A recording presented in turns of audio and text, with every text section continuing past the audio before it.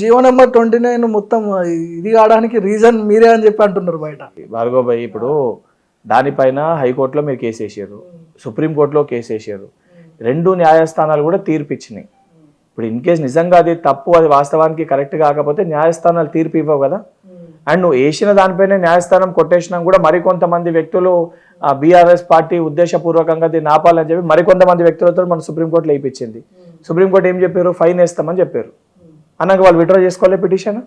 ఇప్పుడు వాస్తవానికి ఒక నోటిఫికేషన్ వచ్చినప్పుడు అసలైన పాపము యువకులకు ఉద్యోగాలు కల్పించాలని చెప్పని ఏదైతే వేలాది మంది నిరుద్యోగులు పాపము చికట్పల్లి సెంట్రల్ లైబ్రరీ, దిల్సుఖ్ నగర్లో ఇవన్నీ ప్రిపేర్ అవుతారు. ఈ నోటిఫికేషన్ కంప్లీట్ అయితే మళ్ళీ కొత్త నోటిఫికేషన్ వస్తుందని చెప్పాలి.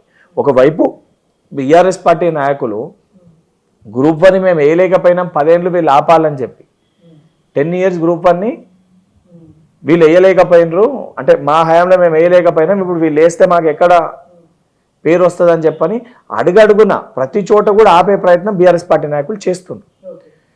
ఎగ్జామినేషన్ అయినాక నేను ముందు కూడా ఎక్స్ప్లెనేషన్ ఇచ్చిన. Last time group 1 second time cancel చేసినప్పుడు ఎగ్జామినేషన్ అయిన మరుసటి రోజే బయోమెట్రిక్ పెట్టలేదు, ఇంపర్సనేషన్ జరిగిందని చెప్పి కొంతమంది స్టూడెంట్స్ వచ్చి చెప్పి అన్న మా సెంటర్లో కొన్ని అవకతవకలు జరిగినాయి మాకు కనబడ్డాయి అని చెప్పి వారు చెప్తేనే ఇమీడియట్గా కోర్టుని ఆశ్రయించి కోర్టులో కేసు వేయడం జరిగింది. కోర్టు కూడా దాన్ని కరెక్టే పరిగణలో తీసుకొని క్యాన్సిల్ చేశారు. మరి ఎగ్జామినేషన్ సెంటర్లో నిజంగా ఈరోజు వీళ్ళు ఆరోపించేటట్టు ఈ సెంటర్లో ప్రాబ్లం అయింది, ఆ సెంటర్లో ప్రాబ్లం అయింది అంటే ఉదాహరణకి నువ్వు నేను గ్రూప్ 1 అవకతవకలు జరగలేదంటారు. 100% జరగలేదా? 100% జరగలేదు. హైకోర్టులో కేసులు వేసి పోయి దానికి మీకు ఎక్స్ప్లెనేషన్ ఇస్తుంది. ఇప్పుడు మీరు నేను గ్రూప్ 1 ఆస్పిరెంట్, మీరు నేను ఇద్దరం ఎగ్జామ్ కి ప్రిపేర్ అయినా, ఒక సెంటర్లో ఇద్దరం ఎగ్జామ్ రాస్తున్నాం.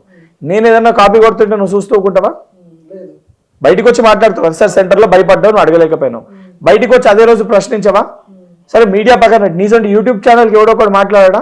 ఎగ్జామినేషన్ అయిపోయినాక ఎవరన్నా కూడా ఆ సెంటర్లోకి వెళ్ళి బయటకు వచ్చి మాట్లాడినరా? అక్కడ వచ్చినాక అధికారులు తప్పంటారు కదా, నిర్వహించలేకపోయారు. ఆరోపణలు చేసే ముందు ఆధారాలతో సహా ఆరోపించాలి. నేను గతంలో ఇవన్నీ ఇష్యూస్ పైన ఫైట్ చేసినప్పుడు విత్ ఎవిడెన్సెస్ నేను బయటకు తీసుకొని వచ్చి చెప్పిన. ఎవిడెన్సెస్ ప్రారంభంగా న్యాయ పోరాటం చేసినాము. అది సింగిల్ బెంచ్ కానీ డివిజనల్ బెంచ్ లో గెలవడం జరిగింది.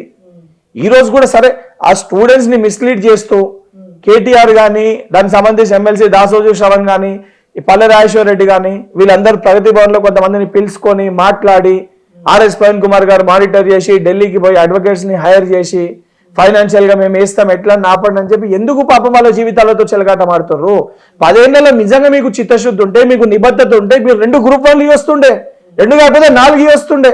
ఇచ్చే ఒక సోయి లేకుండే, మీకు ఇయ్యాలని ఒక ఆలోచన లేకుండే, ఇచ్చిన ఉద్యోగాలను కూడా అమ్ముకుర్రు కదా. సరే అమ్ముకున్న తేట తెల్లమైంది కదా.